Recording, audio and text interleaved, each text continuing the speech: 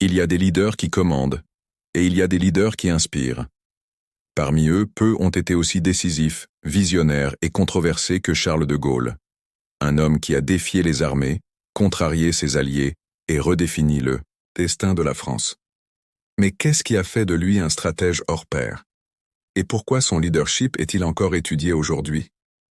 Pour comprendre la grandeur d'un leader, il faut revenir à ses origines. Né le 22 novembre 1890 à Lille, Charles de Gaulle a grandi dans une famille catholique d'intellectuels et de patriotes. Très tôt, il a montré un intérêt pour l'histoire et la stratégie militaire, admirant des figures comme Napoléon, Bonaparte et Jules César. Son père, professeur de littérature et de philosophie, lui a inculqué la valeur de la pensée critique et de la discipline. Lorsqu'il intègre l'Académie militaire de Saint-Cyr, l'une des plus prestigieuses de France, il devient évident qu'il n'est pas un soldat ordinaire. Dès le début, il se distingue par sa pensée stratégique, sa discipline et une certaine arrogance qui dérange certains de ses camarades.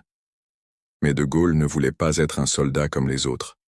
Il voulait réformer la manière dont la guerre était menée. Pendant la Première Guerre mondiale, de Gaulle sert dans le 33e régiment d'infanterie et se retrouve rapidement au cœur d'un des conflits les plus brutaux de l'histoire. En 1916, lors de la bataille de Verdun, il est blessé et capturé par les Allemands. Il passe plus de 2 ans comme prisonnier de guerre, tentant de s'échapper à plusieurs reprises sans succès.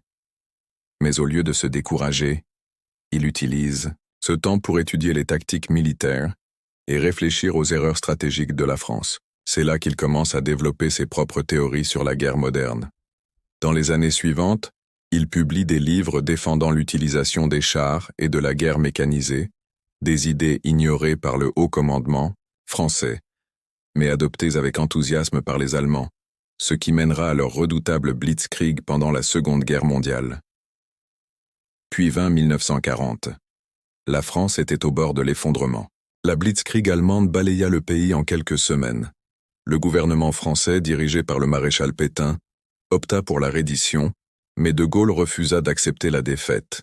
Il s'enfuit à Londres, où, dans un discours historique diffusé par la BBC le 18 juin 1940, il lança un appel à la résistance. La France a perdu une bataille, mais elle n'a pas perdu la guerre. Ces mots ont marqué l'histoire. De Gaulle, alors pratiquement inconnu, est devenu le leader de la France libre et a commencé à organiser la résistance contre les nazis. Il a dû faire face à une énorme opposition politique, non seulement de la part des Allemands, mais aussi de ses propres alliés. Churchill le voyait comme un allié nécessaire mais difficile. Roosevelt, président des États-Unis, se méfiait de lui et soutenait d'autres dirigeants français en exil pour tenter de limiter son influence. Mais de Gaulle n'a jamais cédé. Il savait que la France ne pouvait dépendre de personne. Son obsession était d'assurer que la France soit traitée comme une grande puissance et non comme une nation subordonnée aux intérêts britanniques ou américains. Et si vous aimez cette histoire, n'oubliez pas de laisser un like et de vous abonner à la chaîne. Cela nous aide à proposer plus de contenu sur les grands leaders et les stratégies historiques. Après la libération de Paris en 1944, de Gaulle entra triomphalement dans la ville, accueilli comme le grand chef de la résistance. Mais sa vision allait au-delà de la guerre. Il voulait reconstruire la France et pour cela, il devait refondre tout le système politique. De Gaulle prit la tête du gouvernement provisoire, mais démissionna en 1946, frustré par l'instabilité du système parlementaire français. Il passa les années suivantes à l'écart de la politique, écrivant ses mémoires et attendant le moment opportun pour revenir. Ce moment arriva en 1958, lorsque la crise en Algérie menaça de plonger la France dans une guerre civile. Rappelé au pouvoir, de Gaulle eut carte blanche pour réformer le gouvernement.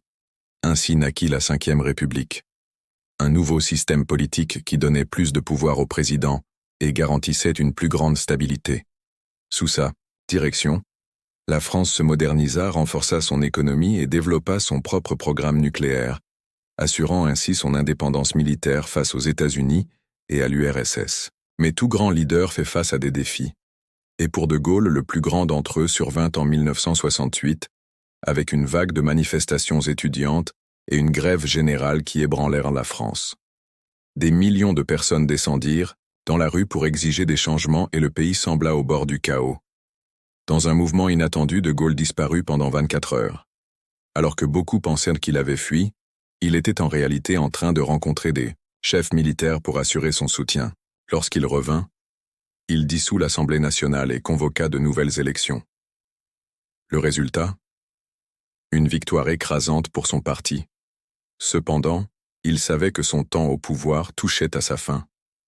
En 1969, après avoir perdu un référendum constitutionnel, il démissionna et se retira dans sa maison à Colombey-les-Deux-Églises, où il passa ses dernières années à écrire et à réfléchir sur sa vie.